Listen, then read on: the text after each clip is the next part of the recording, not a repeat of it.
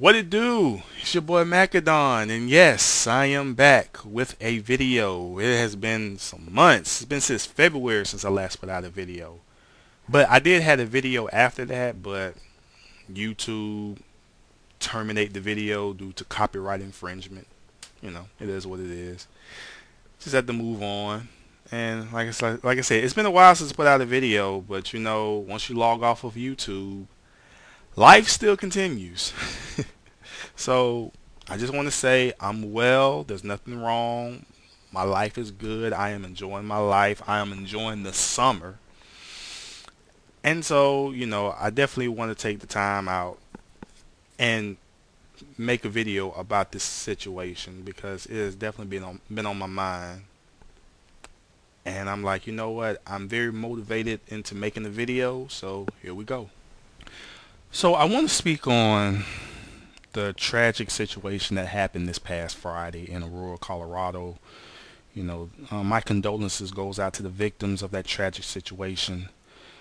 Man, it was terrible. I remember I woke up around 4:15, 4:20 a.m. Central Time, and I turned on TV, and you know, ABC. I turn, just flicking through the channels, and I always start at channel 2 and work my way up. And I got the channel 4, which is ABC for us, and it said 50 people shot at Batman movie. I'm like, what? Then I turned to CBS, then I turned to ABC, then I turned to Fox News, MSNBC, CNN, headline news. I'm like, oh man, this is real serious. And at that time, they never really gave the ID of the shooter. But I'm sure the cops already had who it was, but they just never really gave out his identification yet. So I'm like, oh.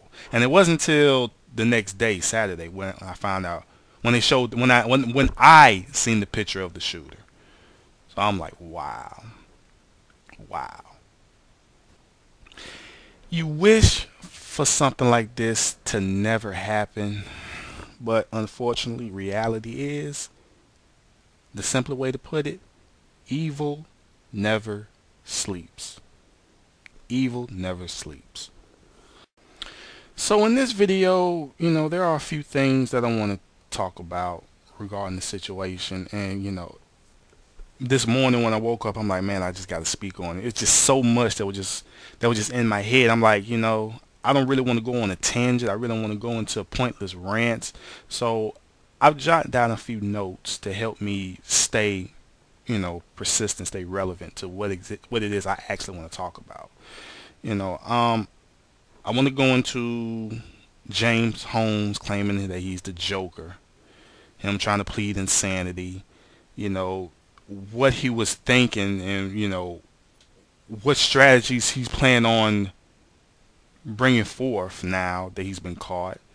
I definitely want to go into where he came from or where he's from, and I also want to talk about the stricter gun control laws. And I also want to get into the idea that crime is a race thing when we continuously see that it's actually not. So let's go and get into it. Alright. So let's get into James Holmes' character, about him wanting to refer to himself as the Joker. You know, as everyone know by now, he's pleading insanity. Of course, everybody know people see it as a bunch of bullshit. There are those who see it that it's true that he is criminally insane, but I don't believe that bullshit. You know, and now this idea that he claimed he's the Joker, you know, referring to himself as the Joker, that's one thing that's getting me about this.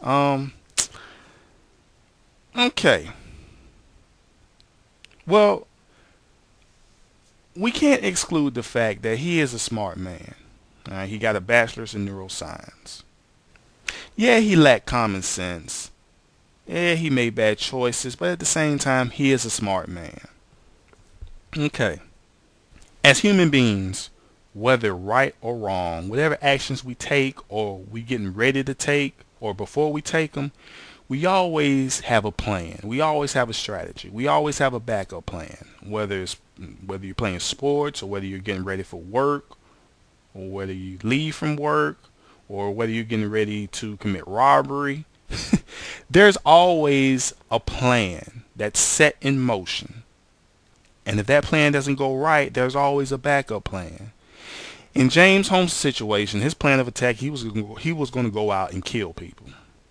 So of course, he had strategies. He had plans of what he was going to do before he actually commenced what he was going to do. We have to keep in mind, James Holmes is smart. He's a smart man. He planned for this.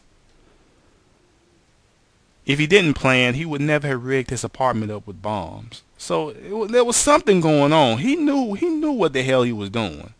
Because ain't no way in hell he's just going to go up into the movie theater, shoot up all these people, go back home, put on his PJs, jump in his bed and go to sleep. And get ready to go to work the next day. No way in hell. He had plans, man. He knew damn well he wasn't going back to that apartment. That's why he rigged his apartment up. He knew eventually that, law enforcement were going to eventually find out who the shooter was. It's inevitable. We eventually were going to find out who the shooter was. And James knew this. He knew that the cops would definitely send out SWAT, bust into his apartment and arrest him. So he said, okay, I'm not going to go straight home. As soon as I shoot up these people, I'm going to leave. I'm not going back to the apartment. And he knew the cops was going back to the apartment. That's why he rigged the whole place up with bombs. And when the cops kicked the door in, they were going to be met with a rude awakening. And that definitely would have delayed them from catching James, because James would have been on the long run while they're so busy trying to, recover the bodies from the explosive apartment complex. So, we had to look into that, Why did he set the apartment up with bombs? That's part of his getaway plan. You gotta have a getaway plan whenever you do something that's immoral. Bank robbers do it. You know what I'm saying? When you get into a fight, you always have a plan. Whenever you get ready to murder somebody, you always have a plan. So that's definitely was his getaway plan. Keep the cops occupied with trying to rescue others within that explosive complex while he's out on the run. Okay, let's keep that in mind. So, he gets to the movie theater, right? He shoots up all these people. Keep in mind, this is at nighttime. This is a night the Batman premiere where not everybody, but there's been reports that people were showing up in costume, portraying their favorite character. Okay. So, he goes to the movie theater. He shoots up all these people. He's leaving when everybody else is leaving up out of there. Okay, the police are there. The police are seeing everybody running or crawling. Everybody trying to figure out what the hell happened, right? Now there was this one cop, we don't know who it was, but there was a cop out there who was very observant of the situation. Everybody's in costume. He's seen this one guy wearing a gas mask and a bulletproof vest. Now, my question to the people who's listening right now, can you remember any Batman character, whether he was the main character or the villain? Do you remember any character that was wearing a gas mask and a bulletproof vest? Who the hell was James Holmes portraying? Apparently, the cop, I think he's seen that as kind of odd. So he motioned for the other police to try to apprehend the guy, and then when they pulled the mask off, they found out it was James Holmes. I guess they figured out it was him. I mean, like I said, James is a smart man, but damn, he lacks common sense. So, we are fortunate enough to get the suspect in custody. So this doesn't happen again in that city or in that town or anywhere. Alright, so James is caught. His getaway plan has failed. Now he's sitting in the back seat of the car. So what's his next plan of attack? Well, what's his next plan? He's caught. Eventually he's going to jail. Or he's going to court. He's going to stand trial. He's definitely going to stand trial. When you're doing something like this, you're going to stand trial. So, in order to get out of the situation, the only thing that he can come up with is, as soon as he gets to the court, he's going to plead insanity. But in order for him to plead insanity, he has to give reasons as to why he's pleading insanity. So what does he do? The cop goes up to him and asks, or I want to assume they ask for his identity. He tell them, as we've seen in reports, he wanted to be referred to as the Joker. I'm the Joker. Ha ha ha ha ha. I'm the Joker. Really? Okay. You're the Joker. Okay. So now he got his defense attorney. His defense attorney, they got to come up with something to defend him, right? So they go up to the judge. Your Honor, James Holmes, he wants to plead insanity. Reason why? He tell the cops that he's the Joker. He's the fucking Joker. Does he look like the damn Joker? No. But that's what he's saying. He's saying he's the Joker.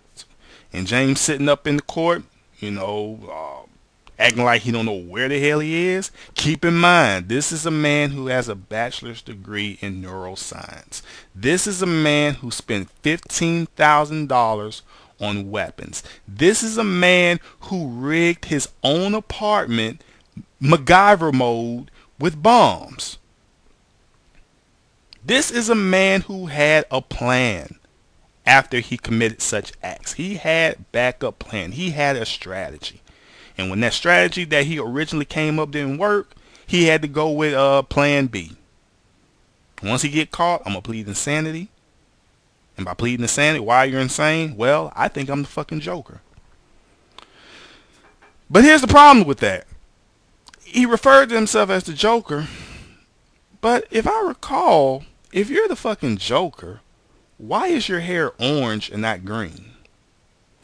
If you're the Joker, as we've seen the Joker in DC, whether it's the DC comic version, the cartoon version, the live action version, or the movie version, the Joker either had the face was the way it is because of some chemicals, or in Christian Bale's character of the Joker, he wore face paint.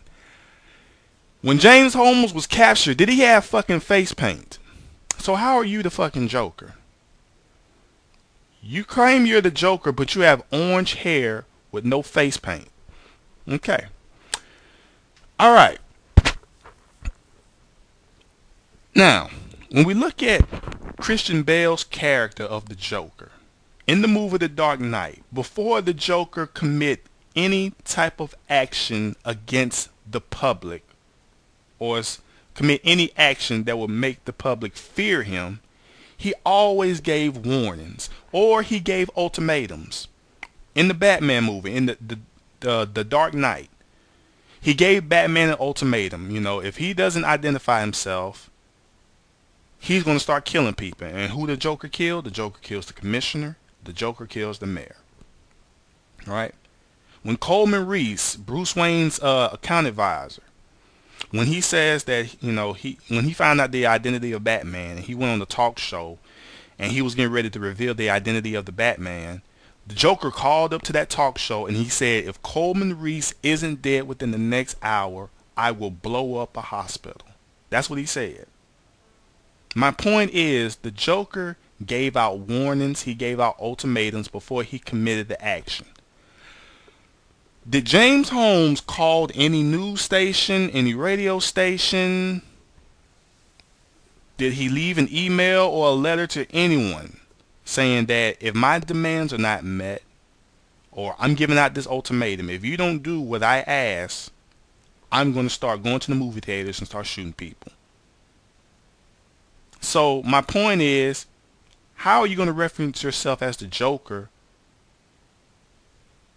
when character-wise, personality-wise, image-wise, you look nothing like, and your actions resemble nothing like the Joker?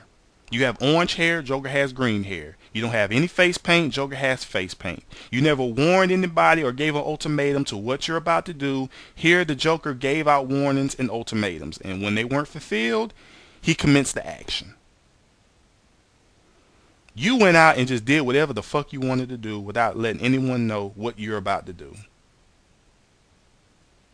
So, dude, you reference yourself as the Joker is weak. No one is buying that, and no one is buying the fact that you're insane.